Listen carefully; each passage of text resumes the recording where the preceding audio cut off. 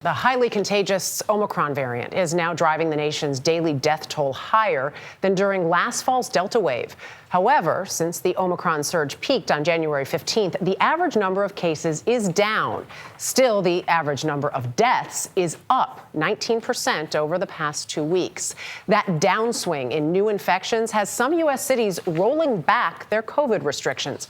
Michael George is here with the very latest. Michael, good morning. Dana, good morning. First, some encouraging news. Omicron has officially peaked in the U.S., according to the Centers for Disease Control. But as you mentioned, deaths and hospitalizations are still up. More than 2,600 people died from COVID complications just yesterday.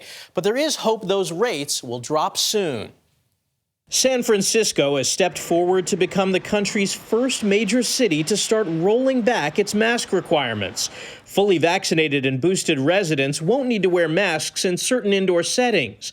82% of San Franciscans are fully vaccinated, compared with 63.5% of the rest of the country. Pandemics do end. They do end. Spanish flu, it took 3 years.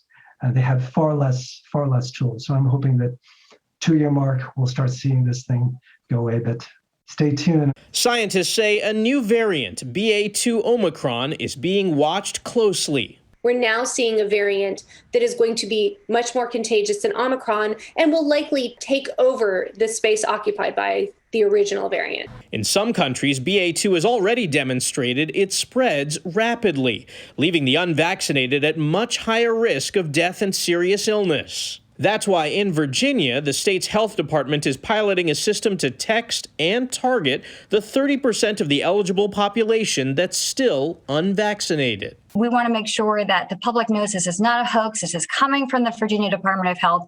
And the link that we're providing you is to our vaccination scheduling page. And health experts say there's a delay of about 17 to 21 days between infections and deaths. So it may take a few more weeks before Omicron's caseload drops significantly. Jeff? Michael, thank you.